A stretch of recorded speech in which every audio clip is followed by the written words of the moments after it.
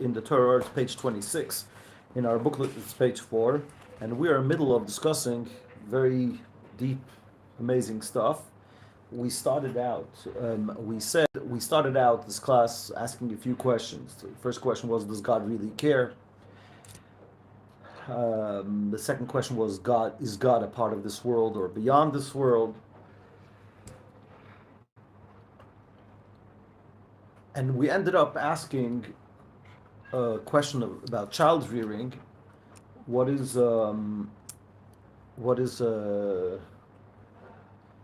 Should you care for your child too much or not too much? Should you care for your child or not? If you care for him, you might feel micromanaged and helicoptered, and if you don't care, you might feel abandoned. So obviously, we said that we have to come up with a formula. In order to understand all this, we said, let's try to understand the question, is Atzilus God or Atzilus is not God? And Alter Rebbe is going to suggest to us the formula based on one word in the Holy Zohar. Where the Zohar, we read together the Zohar yesterday.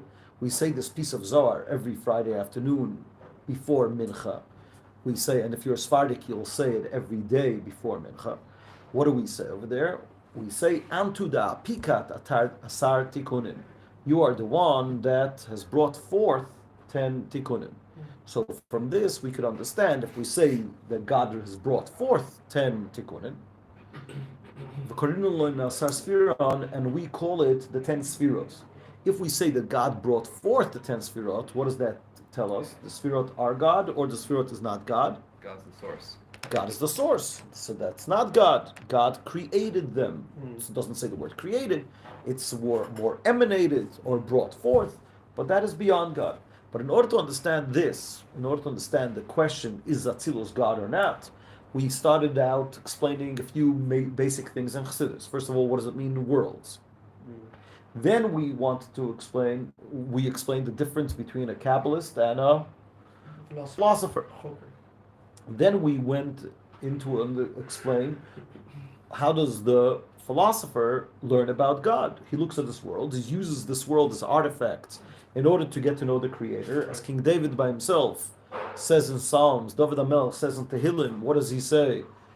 Hanoita oizan ala yishma, the one that implants ear definitely hears. Hayotzer ayin, the one that forms an eye, halo yabit, could definitely see. It must be true down here, it must be true up there. That's his logic. Exactly. Anything that is found down here, and since the only source for what's happening down here is from above, so obviously it has a source above. So we could learn that God has 10 sfirot. But then the Rambam has to tell us right away what's going on. How could you say God is composite? The idea of unity of God, for a lot of reasons that we discussed a tiny bit, and the reasons that we're not going to go into. Part of being a God means you're not in composite, because if you're composite, you also have to have a creator. The famous Rivosh, the Rivosh says about the Kabbalists that you're worse than the Christians. The Christians believe in 3 and you believe in 10. So obviously that cannot work. So basically the Rambam would say there's 10 sfirot. The Rambam doesn't talk about 10 sfirot, but all the attributes in the world obviously stem from God, but even, so to say, by God, they all come from the first sfirah. What is the highest sfirah? Wisdom. And therefore also about wisdom, we can't say God has wisdom, because then he's also composite. So we say God, he is wisdom. The knowledge and the knower is one.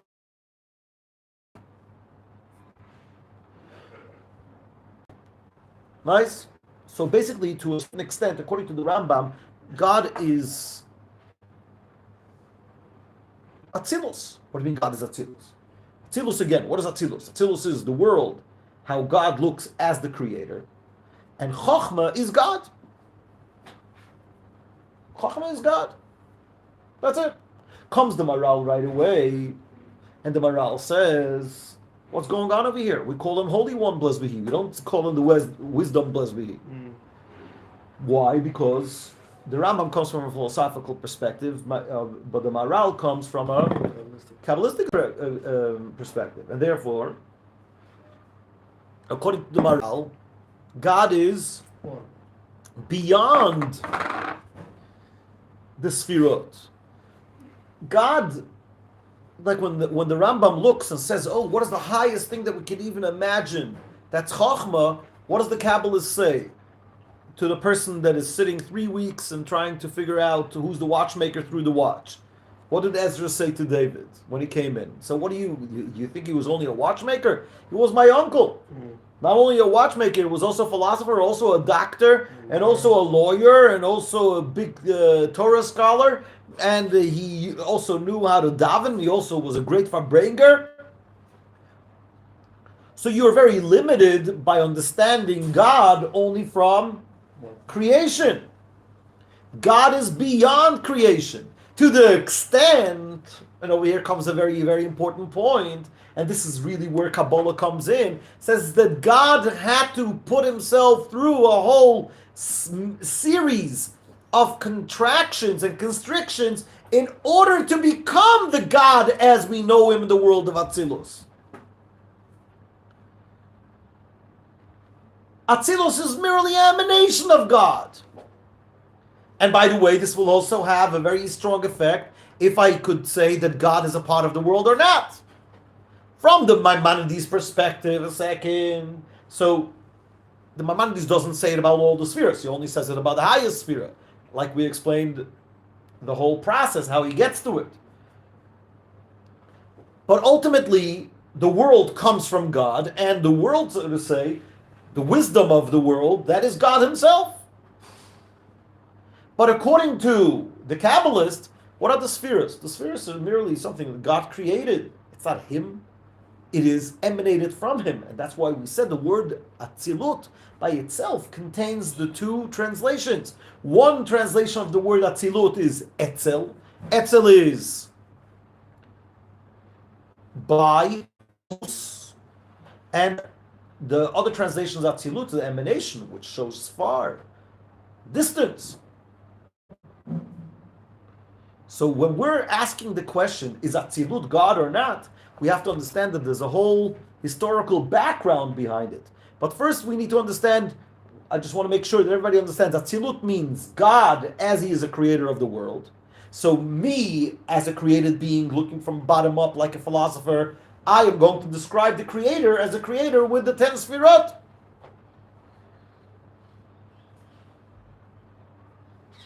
But if I come from from top down, what am I going to say? God is completely beyond the 10 Sfirot. I just want to point out, even when I say that God has 10 Sfirot, it's still, don't forget the thing, you can't say that God is the 10 Sfirot. God in the 10 Sfirot, which one is God, is only the highest one. But still, according to Kabbalah, the Sfirot are nothing. What do you mean nothing? They're just a creation of God. And therefore, you see water over here in this world. Could you see God in the water? No. Water comes from Chesed, and Chesed is merely also a creation of God. See wisdom in this world? See God? You could see there is a God. You cannot get to know God himself. Yeah, what's your question? Sorry. So my question is, I think I have it answered. I think you just answered it. But my question is Atzilut the... Guys, listen to the question. Maybe you could answer it. Yeah, is Atzilut the first step, so to speak, to Shem Elohim, or is it the first thing beyond it? And I think you answered that it's that boundary. I didn't go into the names, because Atzilut also includes the name Havaya to a certain... The opposite. Usually in Chassidus, Atzilut is Havaya. Usually when we talk higher than Atzilut, we say it's higher than the name Havaya. What is Havaya? Yud Kei Vav Kei. Yud is Chochmah, Hey is Bina, Vav is the 6 emotional attributes, and the lower Hey is the Malchus. So Atzilut is Havaya. Right. Let's try just to explain this a tiny bit.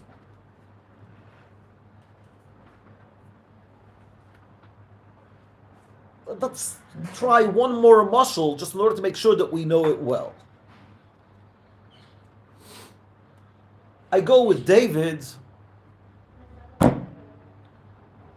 to a bookstore, and I'm very impressed. A brilliant bookstore, the way it's set up, and the way it's made, the way it's welcoming. And there's a Starbucks in the bookstore, you know, those bookstores with the Starbucks in the bookstore. So you could read books while, no, you don't have that in Sweden. In America, yeah, you have. Yeah, Sure. Yeah. And like Stockholm's like the only place that has Starbucks. Ah, okay, because you don't have Starbucks. Okay. Yeah. And I want to get to know the owner of this. I want to get to know the owner of this place, so I could gather information from all the things. I could see that he's a great marketer. I see that he's a great designer.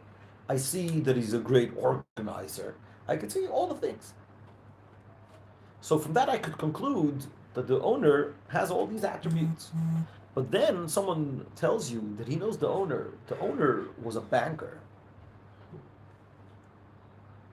He just got fed up of banking, and he had to, so to say, learn a whole new skill set in order to become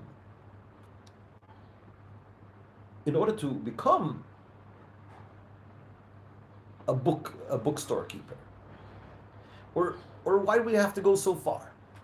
Let's use example from Mayanot Bacher. The day a Bacher comes over here to yeshiva, so obviously it's the beginning of the process. Atzilus is the beginning of the process. The worlds only start in Bria, Yetzira, Asiya. So arriving at the yeshiva door is a guy that is going to go into the process. He's going to get a room. He's going to have friends in yeshiva. He's going to learn in yeshiva. He's going to eat the yeshiva food. He's going to. But how many times do we have to remember and remind ourselves as teachers that in order for the guy to get to the door over here, he had to go through a whole long process to even fathom, in order to even have the idea in his brain of becoming a yeshiva bacher. So again, Atzilus is that moment when he arrives over here by the door. He has all the attributes needed in order to be a yeshiva bacher. Has to be willing to put up with roommates. He has to be willing to put up with some yeshiva things, and he has to be willing to put up with learning skills and all the things that you need. But if you would have met that guy a year ago, you tell him you'll be in yeshiva one day. What are you talking about? You say, hello, what did you smoke today? So that's the same idea when it comes to the world of Atzilus. I want to know Atzilus is God or not. So again, if I'm just a simple teacher with no experience, so I see a guy, okay, he's a yeshiva bacher.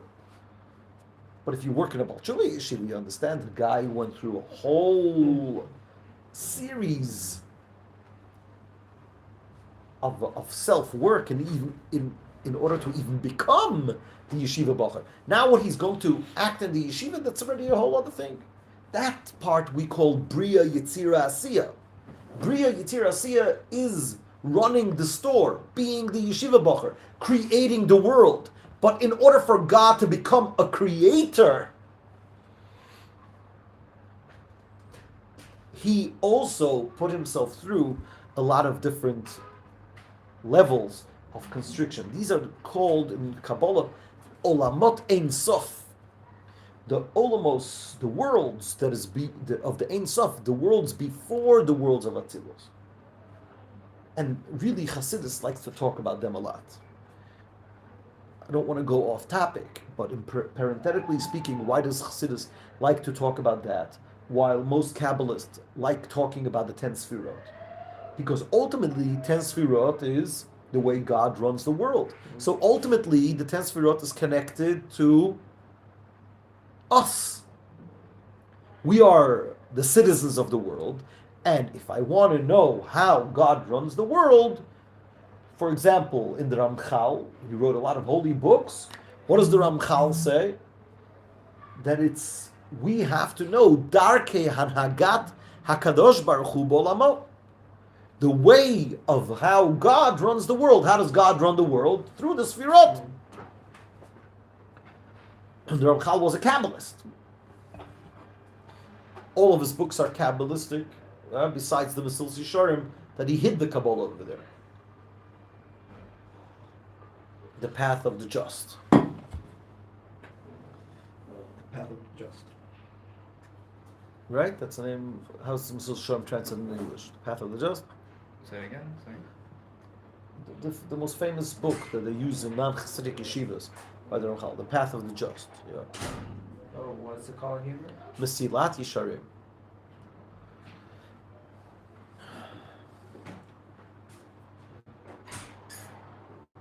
Whereas, what do I want to say?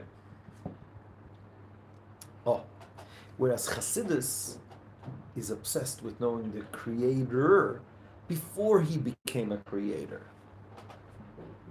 It's like the example that we always use. If you go out on a date and the girl wants to find out about you, but she's asking questions like,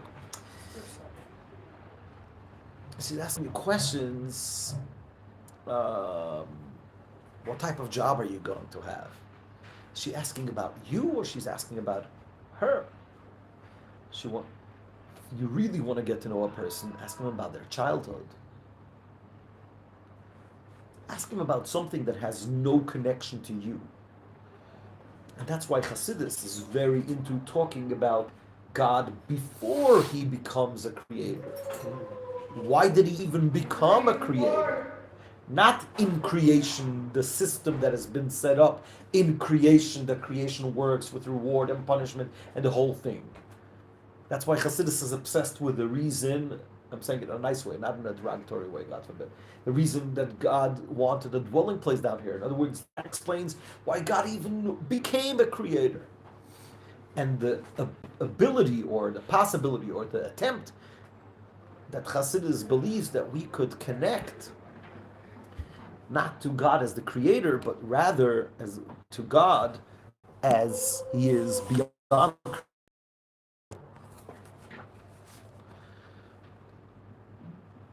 Make sense? Beautiful. Everything is clear. This is heavy stuff, guys. Heavy stuff at 8 o'clock in the morning. That's why God created coffee.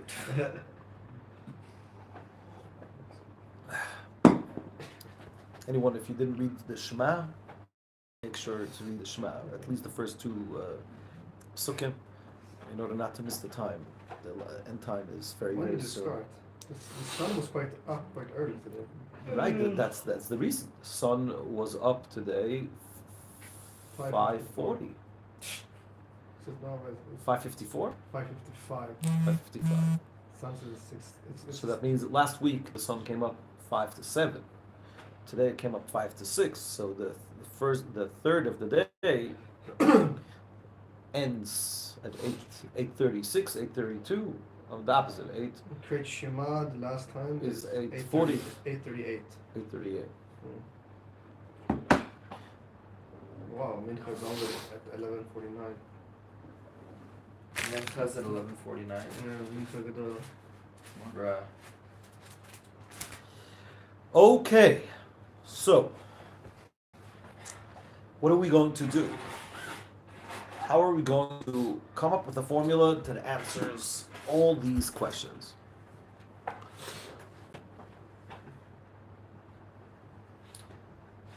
What's your turn now?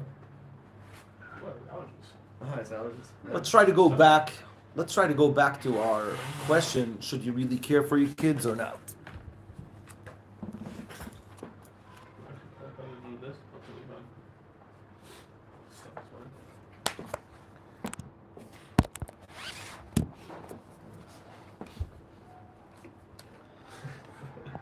I can borrow my book if you want. You can't use the Torah book. Ah, This is Use that. This? Yeah. Oh, that means no hand.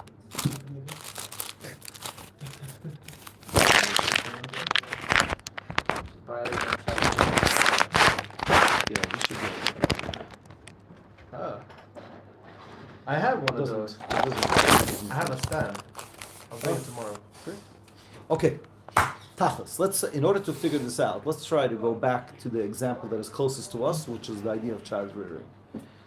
We started talking about the question, should you really care for your kids or not? So I want to try to discuss that, and let's try to take it from there, and slowly we'll build and understand the divine wisdom over here that the Alter Rebbe will try to understand a bit the divine wisdom that the Alter Rebbe is trying to impart to us over here in this Maimer.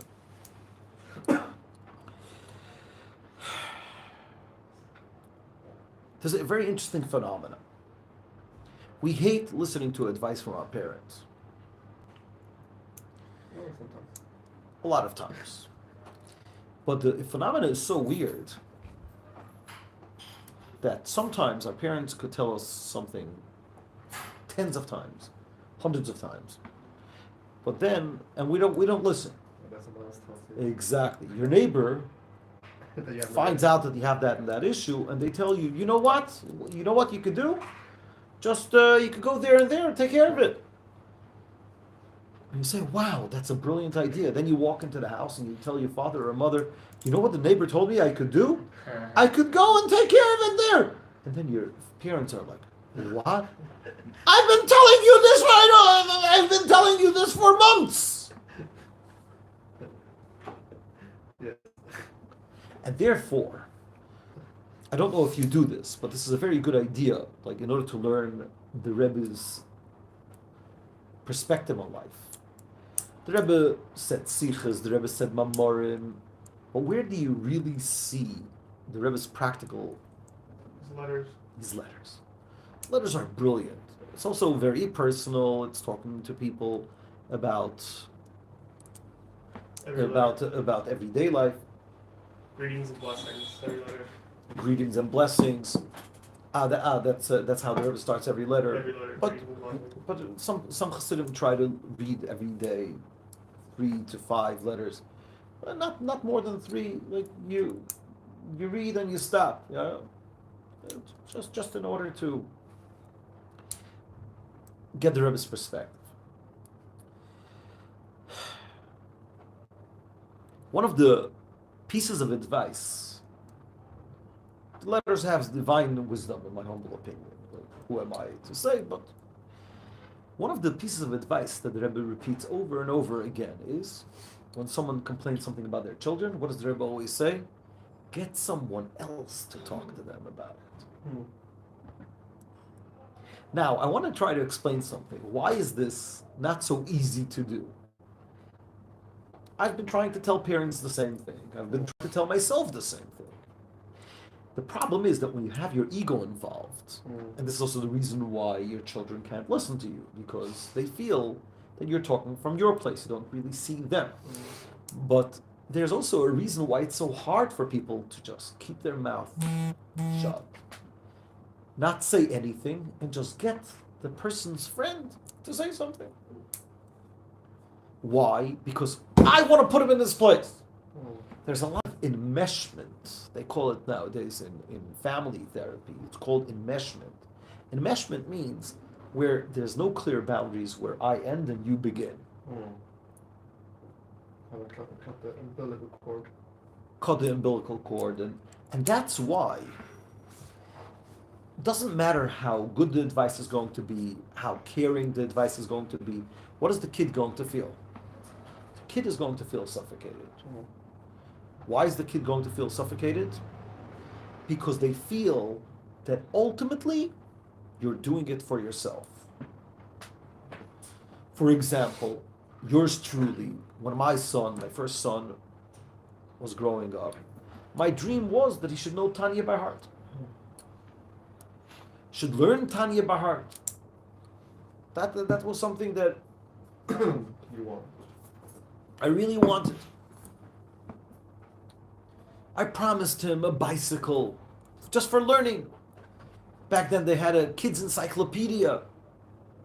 I promised him I even bought it. Wouldn't budge. Wouldn't budge. I did some introspection. Then I realized something very interesting. He most probably picked up that I don't want him to know Tanya Bahart. I want to be the father of a child that knows Tanya Bahart. Now, you want to live through me? No. I'm a separate being than you. Does that make sense? Could you relate? And therefore, if my ego would have been a tiny bit smaller at the time, I would just take that same money, let's say, and tell his teacher in school to tell him that if he's going to learn a few chapters of Tanya Bahart, he'll get the bicycle. but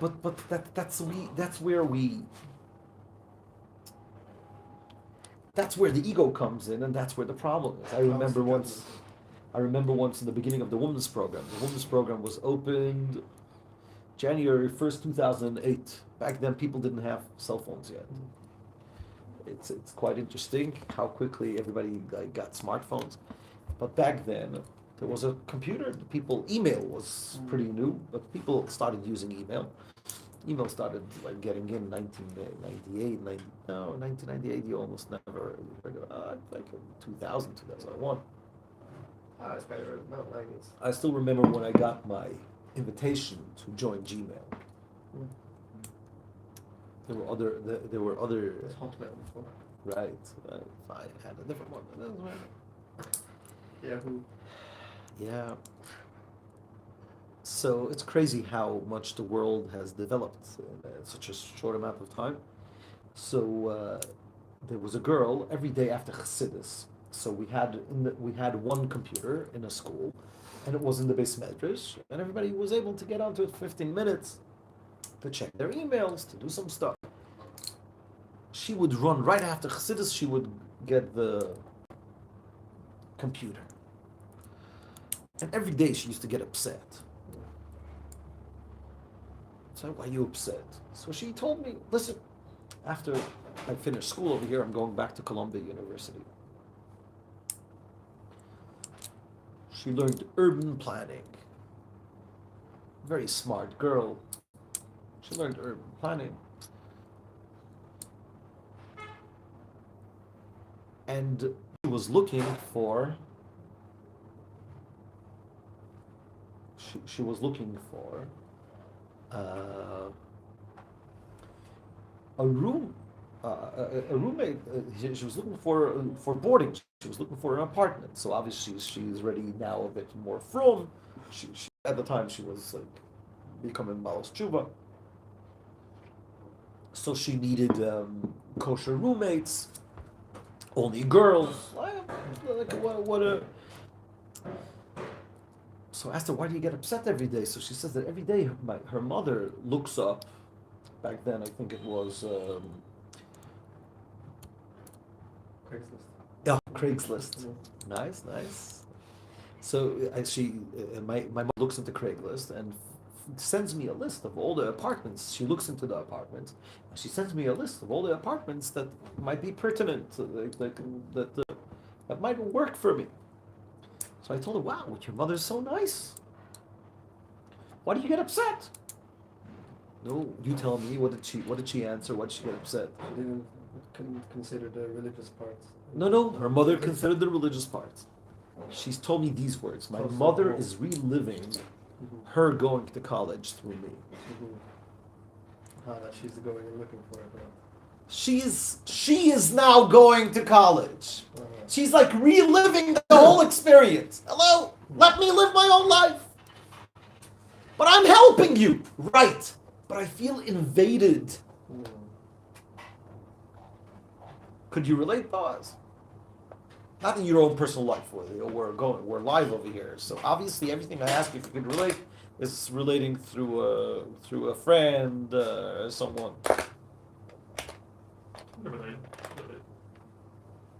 That's called enmeshment. That's called where there's no boundary, where I end and you start, where I end and you begin.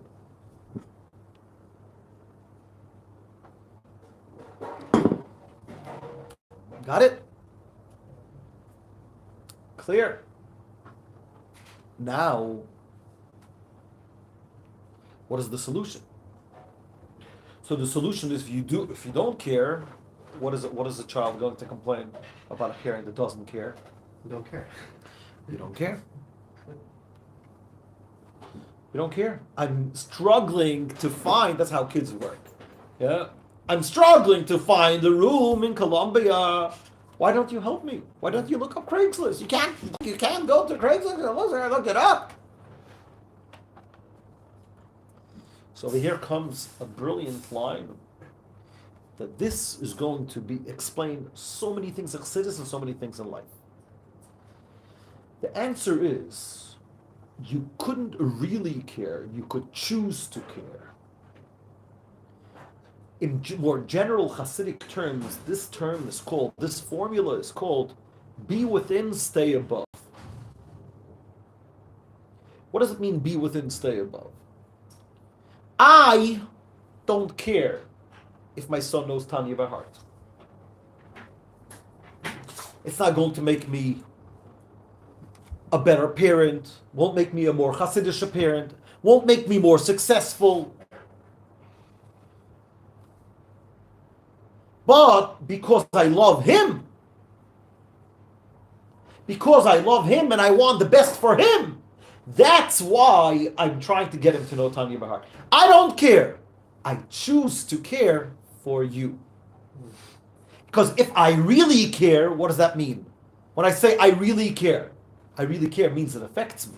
No, my life is okay. My life is not going to be affected. Or like sometimes tell you, students, it's your life, mess it up the way you want. I remember in the beginning of working with Bali Tshuva, I still didn't get some of the concepts. So I remember having sometimes students saying, Rabbi, if you don't do this, you don't do that, I'm frying out. I'm leaving focus. Like, okay. Like, I never knew that you're doing me a favor, that you're into Yiddishkeit. Like, hello. Like, hey, if you're doing it for me, I would drop it right away. Like, I thought you're doing it because it's the truth. If it's not the truth, like, you're doing it for me, you're changing your life for me, like, hello. But that student, like, thought like I'm a Kiruv professional. Okay. A Kiruv professional has like a booklet where it says, "Oh, I got another guy. Yeah. I got another guy." It's like, no, I'm not trying to get guys. It's not, no. No, I'm here in order to share what I believe in. Now, I want to explain it to you the best way possible. But I'm not getting affected. I don't really care. I choose to care. This is be within. Let's write it on the board. Be within, stay above. That should be the motto of our weekly class. That's right. Be within. Let's erase the other things over there on the board. We really need to tackle the concept of be within, stay above. The tissues. Let's use those tissues. It seems to be very similar to what Rambam says about anger. That a parent should never be angry, but Exactly. Should make himself make as himself if he's angry. angry. Yeah. Over there, I think it's like more like putting on a show, right? Yeah. This is not putting on a show. That's because you really care. Right. That's the difference between being needy or really loving someone. Well, I want to discuss this. I want to discuss this in a second. Be within, stay above. I really want to. I think that the formula for be within, stay above is that you're really staying above and you choose to enter, you choose to be within. Let's try to explain. Like one of the biggest issues sometimes, it's mainly more in Haredi families, in Shidduchim. I've seen this over and over again in a lot of families where the parents try to find a shidduch for the kids, which is typical in the religious community. They talk to the matchmaker, and every time the parents find a shidduch for the child says no right away. No, I don't want it. and they almost feel like they're hitting a wall, Mm. because every time they a lot of energy, a lot of effort goes into finding a shidduch for children, and there's a certain feeling sometimes, and there's some children that every offer they say no. And I've spoken to some parents in the past, and usually the answer for that issue is that the child feels that you're not really looking for a shidduch for them. A lot of children will say, exactly. You're looking for Someone that pleases them. You're looking for a shidduch for yourself or for the family. Again, in the Haredi communities, there's like so what? I'm going to go onto the chuppah with some janitors. We are a family that's very learned, very high status. Well, you're going out with a poor pauper. So sometimes the kids, and usually it comes, you don't know what I want, you don't know me, and then the mother gets completely frustrated. So just tell me already what you want. And didn't you tell me that you want this? No, you're not really getting it. And I've spoken to parents in the past, and always the advice was the same. Some parents were smart enough and strong enough and humble enough to take the advice, and some people just couldn't pull it off. And they stayed stuck. I told them, next shidduch that comes up, tell your child, listen, let's say the next shidduch that comes up, the guy comes from a poor family and you're a very wealthy family. You want to have the wedding in a destination in Cancun, Mexico, and they barely know how to pay for a wedding in Gutnik in Yerushalayim. which is a very simple wedding hall. Next time a shidduch comes up, try to find reasons why it doesn't work for the family, and tell your child, listen, this shidduch does not work for our family, but it's good for you. That shidduch most probably won't work out. But the first thing, try to convey to your child that you're cutting the umbilical cord. You're never going to prove to your child that you really know him and what he wants in a girl. But what he wants to hear is that you are not involved. It's your ego is out of the picture. If you could prove to him and tell him, listen, son, I would never ever want to have them as my child's in-laws. But you know what? That girl is very good for you. That boy is really good for you. Cut the umbilical cord. Don't really care. When you really care, you don't care for your child. Now, someone might come and tell me, and I've had students in the past telling me, oh, where's the real love? Where's the real care for your child? And what I want to try to claim over here is, we're slowly running out of time over here, I want to try to claim that real love is this formula. Because when you love your child, like if you really care, who do you love? Yourself. Right? When you choose to care, you say, no, listen, I would never want to have as mechutanim. You know the word mechutanim? Mechutanim means the parents of my son-in-law or daughter-in-law. I would never want to have mechutanim like that. Again, I don't know how much you relate to that, because like in the frum world, every simcha afterwards, you meet them and you go, I would never want to have them as mechutanim. But I choose to care for you. When do I love my child more? When I want to be the father of a child that knows Tanya by heart? Or when I say, I don't care. You're not going to be the source of my happiness. There's a mashal about this. I want to hear the mashal. Please share the mashal. I just want to say that's real love. Because if I really care, that's why Rabbi Manis Friedman always says, when he talks to girls about shidduchim, he says, if the guy says, I can't live without you, run for your life. he's needy. So the girls ask him right away, so what do we want to hear? He says, I could live my life. I choose not to live my life without you. I choose you. If I need you, what does that mean? That I'm needy, I'm dependent to you, I'm going to suffocate you. If I choose you, if I choose to care for you, that's real love. I don't really need you. I have enough sources of happiness. But I choose that your happiness will make me happy because I love you. That's cutting off the umbilical cord. That's staying above. And then I choose to go within. The same as in business. If you're really, really like a penny pincher and you're going crazy for every dollar, you won't be able to see the bigger picture. You won't be able to do business. But you choose to make money.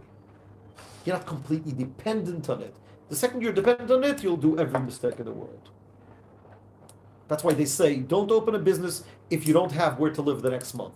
For the first 6 months, have money set aside, build your business. Why? But the whole idea is of opening the businesses to make money. Right. But you can't be dependent on it. The second you're dependent on it, you can't choose it.